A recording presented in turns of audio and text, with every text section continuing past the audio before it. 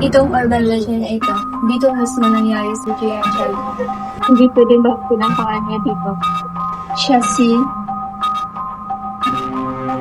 Mary Cherry Chua.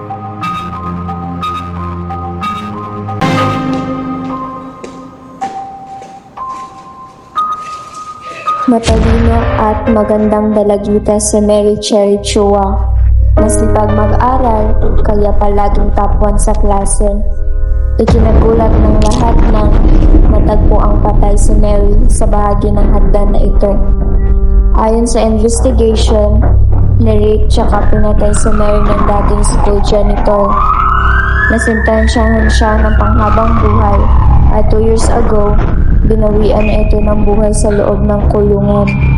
Pero sabi ng mga dating estudyante, nandirito pa raw ang kaluluwa ni Mary at naghahangad ng hustisya.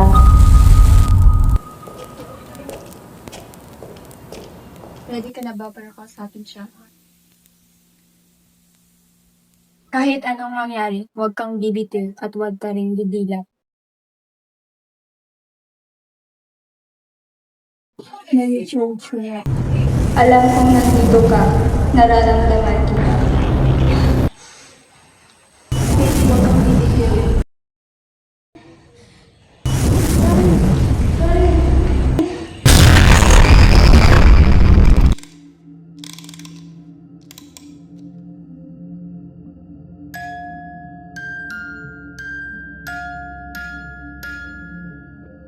Karen, night shift ako ngayon. Mag-alarm ka na lang bukas para sa first day mo. Huwag ka magpapalate ha.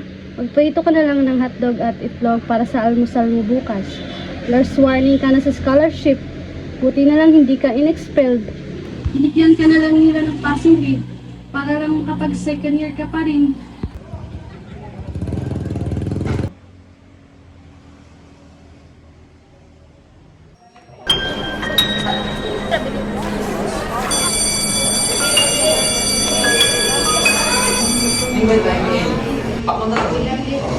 For those of you who don't know me, I'm Mr. Manzano. I would like you to experience writing and defending study. So I will be asking you to write a third paper. Any topic of your choice is welcome, but make sure you can defend it. Okay? Di ba nag-usap na tayo? Gusto ko lang naman maging tahimik yung buhay natin. Kung ikaw, kaya mong manahimik, ako hindi.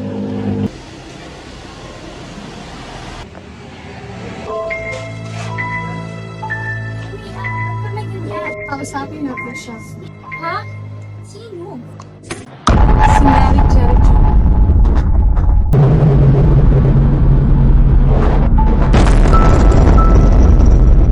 Ikaw ba si Mary Cherry Chua?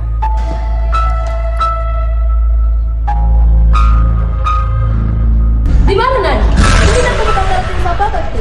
Kayong tatlo umalis na kayo dyan. Good morning, everyone. You might not know who this person is, but someone heard us. And I have the sources and means to uncover the mysteries of her death. Actually, I like your topic. It is the most unique one I've heard today. Thank you, sir.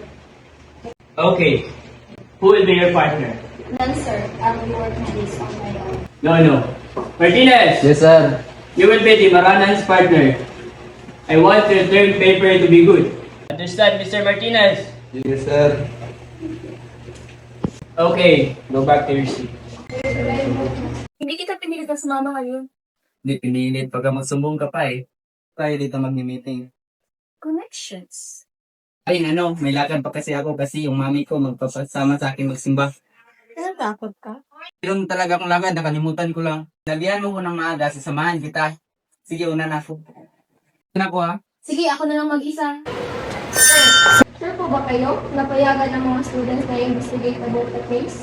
As I said, they are my students. So please, back up. Okay, sir.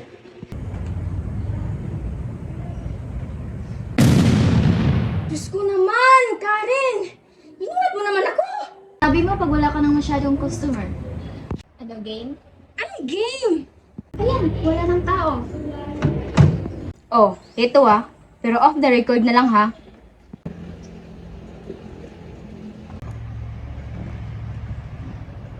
Alam mo naman yung Home for the Aged sa tapat ng school natin, di ba? Nandiyan si Mrs. Australia, dating advisor dito sa Regina Shelley. Class advisor nila Mary Cherry. Tumanda kasi siyang dalaga, wala siyang pamilya, so nandyan siya. Sana lang ha, makausap mo siya ng matino. Kasi balita ko, may demensya na siya.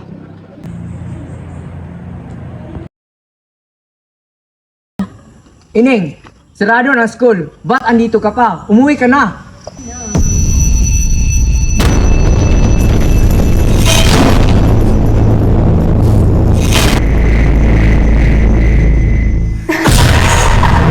Nakasimangot ka. Hindi, wala to. Ba't wala yung mga pati mo? Huy, natanong kita. Umalis na sila eh. Ngayon yung dapat yung laban namin eh. Eh bakit ka nandito? Pinakuha nila ako ng tubig, tapos paglabas ko, nakalis na pala yung bus nila eh. Iniwan ka? Di naman siguro, kaya nga ako nandito kasi babalikan ako ng mga yun. Ang tanga mo naman para isipin niyan. Eh, baka naman hindi ka nila kailangan sa team. Hindi ah. O kung wala ako, walang mag-aabot sa kanila ng tubig. O kung wala ako, wala silang paganto, pa-jersey, ganyan. Mama ko kaya sponsor nito. Kaya babalikan ako ng mga yun. Kung ako sa'yo, hahayaan mo na sila. Kung ayaw nila sa'yo, wala ka nang magagawa dun. Unless, ikaw yung mag-a-adjust. Eh, in my case, hindi ako mag-a-adjust. Paano ka nakakasurvive kung wala kang friends? Hindi ko rin alam kung paano. Tsaka, grabe ka naman sa walang friends. Si Faith, sa pagkakaalam ko, kaibigan ko siya. Basta, nag-click na lang kami kasi pareho kami mahilig. Weirdo. Kumatukan kita dyan. Joke lang, ito naman.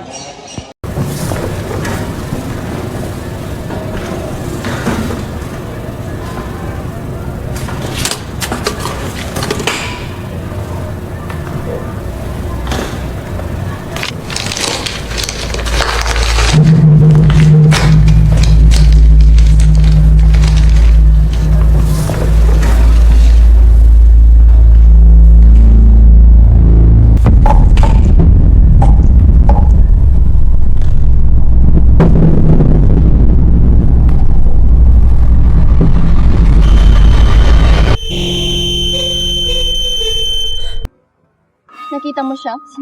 Alam kong nakita mo siya. Si Mary Cherry Chua. Nakita ko siya, nakita mo rin siya. May gusto siyang sabihin sa akin, sa atin. Ito na yung horror adventure na hinihintay natin. Wait! Sorry, Karen. Susunod na lang. Emilio Baldonaldo. Si Emilio Baldonaldo. Yung janitor na ng rape at pumatay kay Mary Cherry Chua. Lolo ko siya. Every time na bibisita kami sa kanya, ang lagi niyang sinasabi, lagi, na hindi mamamatayang tao ang lolo mo. Wala siyang kasalanan, Faith! Hanggang sa huling hininga niya. Yan yung sinasabi niya. Naniniwala ako sa lolo ko. Kasi pinagkaitan sila ng hustisya ng maraming tao. Ako, hindi ako papayag na hindi nila makuha yun.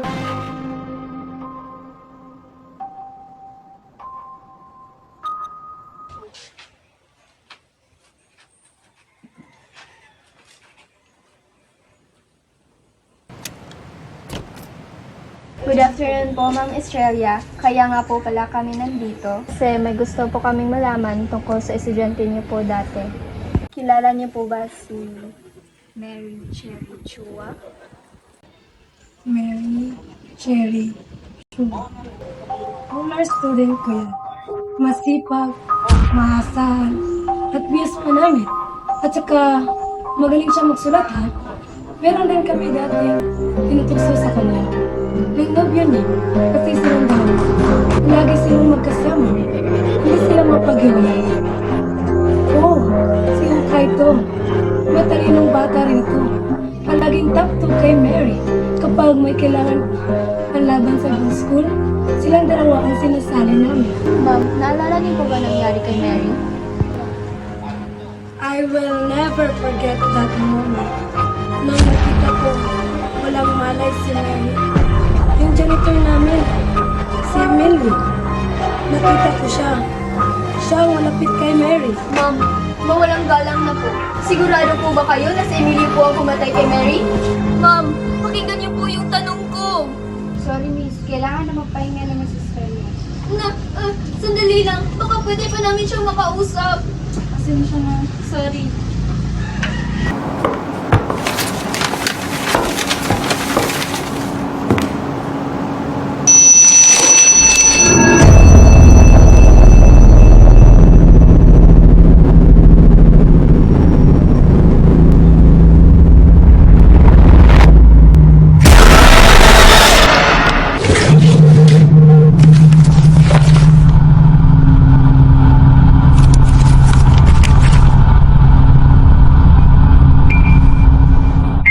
The moment you came into my life, I know at once you were a gift from above. Always remember, you are never a mistake. I may be alone in this fight, but I'll be strong for you, my little angel.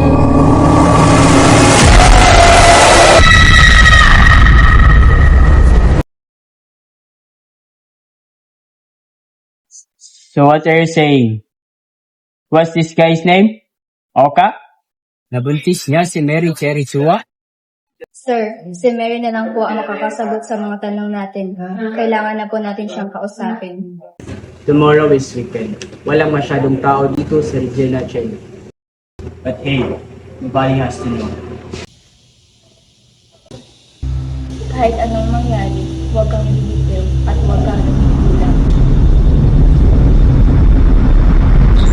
Mary Cherry Chua. Mary Cherry Chua. Nandito ako. Kasama ko si Oka.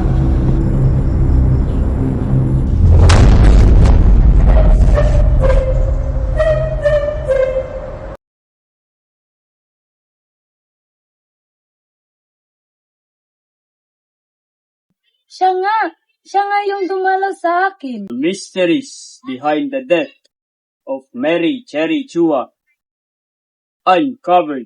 Kasalanan mo lang talaga ito eh. Alam mo, wala naman dapat makakalam nito eh. Kaso lang, may isang matanda na madaldal, ang sarap tahiin ng bibig. Wala akong sinabi, no?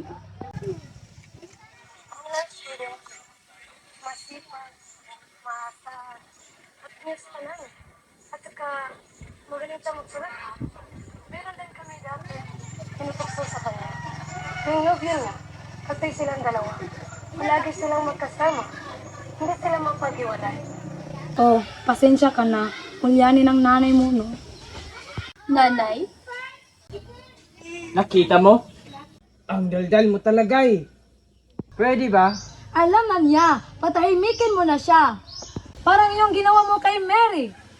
Baka malaman pa ng buong eskwelahan, patayin mo na yan. Ma, hindi ko pinatay si Mary. Aksidente yun. May sasabihin ako sa'yo. Wala na tayong dapat usapan niya.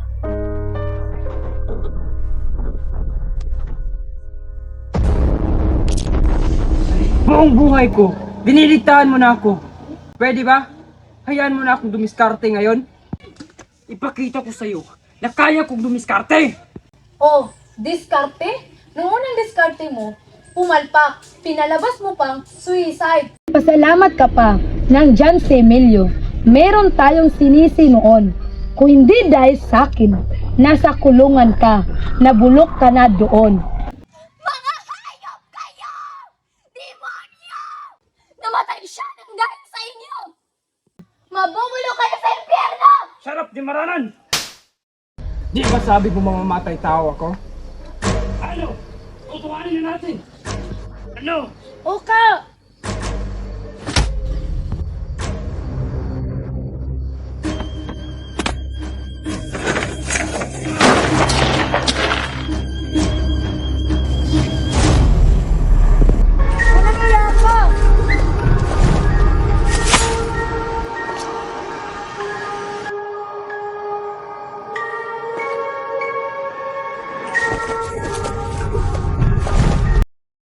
Muling opisyal na binubuksan ang murder case ni Mary Cherry Chua. Sa paglutang ng bagong ebidensya, hustisya ang sigaw ng pamilya at kaanak ni Emilio Baldonado para sa maling pananaw sa dating janitor. Babalikan natin ang itinuturing na case solved na ang kaso ng pagpatay kay Mary Cherry Chua noong 19 1965. Sa paglutang may witness ay ang apo ng nooy convicted murderer na si Emilio Baldonado.